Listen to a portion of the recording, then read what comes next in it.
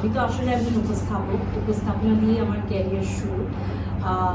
তো নিজের সেই চিরচেনা জায়গাটা চাইলেও ভুলে যেতে পারি না। অভিনয় তো প্রথম আমি আয়নাবাজিতেই করেছি। তো অবশ্যই সেই সময় তো আমার নার্ভাসনেস চূড়ান্ত লেভেলে ছিল। ভালো লাগছে, কাজ একদম এফডিসি এখন বেশ সরগরম।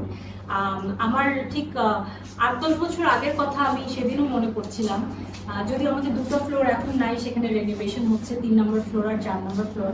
আমরা প্রায় যখন ওখানে শ্যুট করতাম, তো ৩ নম্বর ফ্লোরে একটা শ্যুট হচ্ছে, ৪ নম্বর ফ্লোরে আরেকটা কাজের শ্যুট হচ্ছে, তো আমরা প্রায় ভিজিট করতাম একজন আরেকজনের ফ্লোরে, পরিচিত কলিগদের সাথে দেখা হতো, তো বেশ ভালো লাগতো। আজকেও দেখা যাচ্ছে এই কয়েকদিনে সেই আমেজটা আবার এফডিসিতে পাচ্ছি। আমার ফ্লোরে অনেক পছন্দের আমার সহ অভিনেতা, তারপরে আমার কলিগরা এসে আমাকে ভিজিট করছে, আমাকেও বলছে যে আমার শ্যুট ওই ফ্লোরে হচ্ছে, এসে দেখে যেতে। আমাকে আপনাদের সাথে কথা বলার পরও আমি একটা দুটো ফ্লোর ভিজিট করবো, যেহেতু লাঞ্চ টাইম এখন। তো ভালো লাগছে, পুরোনো দিনগুলো যে ফিরে আসছে, এই সরগরমটাই তো আমরা সবসময় চাই। এখন তোমার কাজের ব্যস্ততা কি যাচ্ছে? আমি তো আসলে একজন উপস্থাপনা দিয়ে আমার ক্যারিয়ার শুরু। তো নিজের সেই চিরচেনা জায়গাটা চাইলেও ভুলে যেতে পারি না। আমি যেমন চাই সেরকম সেই জায়গাটাও আমাকে খুব টানে। তো পরপর দুটো অনুষ্ঠান আমি করেছি, এখনো আমার একটা অনুষ্ঠানেরই শ্যুট হচ্ছে এফডিসির একটি ফ্লোরে। তো এটা নিয়ে ব্যস্ত আছি, কিছু ব্র্যান্ডসের সাথে কথাবার্তা চলছে, কাজ হবে হয়তো সামনে।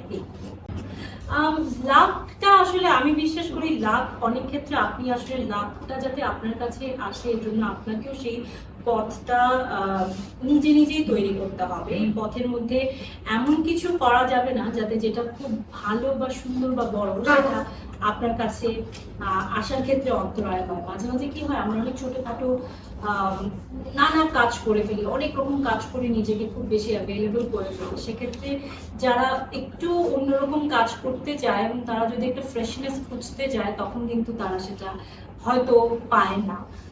যেমন তুফানের ক্ষেত্রে অনেকটা তাই ছিল। আমি যেটা জানতাম, আমাকে ডিরেক্টর বা প্রডিউসার বলেছিল, বিশেষ করে ডিরেক্টরই আমাকে বলেছিল যে সে এমন কাউকে কাস্ট করতে চাচ্ছিল যাকে, যে একটা চমক হিসেবে আসবে, যাকে হয়তো কেউ এক্সপেক্টই করেনি যে এমন কেউ হতে পারে। কারণ যেহেতু অভিনেতা ছিলেন শাকিব খান, তো উনার পাশে কে হতে পারে এটার স্পেকুলেশন নানা রকম অনেকেই করে থাকেন। বিশেষ করে যারা বেশ পপুলার পরিচিত মুখ, তাদের মাঝ থেকেই সবাই চিন্তা করে থাকেন।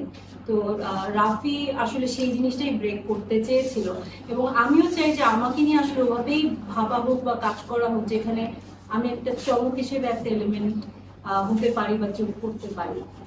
এই ভাবনাটা কাজে মানে মাথায় থাকে বলে হয়তো আমি একটু আস্তে ধীরেই কাজ করি। অভিনয় তো প্রথম আমি আয়নাবাজিতেই করেছি। তো অবশ্যই সেই সময় তো আমার নার্ভাসনেস চূড়ান্ত লেভেলে ছিল। আর এত বড় বড় নাম আমার সাথে, মানে আমার এই প্রজেক্টে যুক্ত ছিল। আমি অমিতাভ রেজার সাথে জীবনে আগে কোনো বিজ্ঞাপনেও কাজ করেছিলাম, ওনার সাথে আমার অভাবে আলাপও ছিল না। চঞ্চল ভাইয়ের সাথে কাজ না, আমাদের ডিওপি ছিলেন Rashed Zaman, one of the finest DOPs of our country.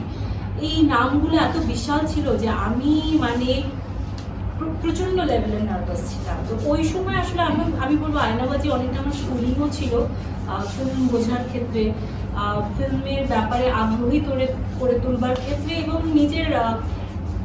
নিজের দর্শন, জীবনকে নিয়ে, ফিল্মকে নিয়ে এটার হচ্ছে একটা পরিবর্তন এসেছে, মানুষ হিসেবে অনেক পরিবর্তন হয়েছে। আমি বলবো ইট ওয়াজ অল ইন অল একটা স্কুলিং ছিল আয়নাবাজি।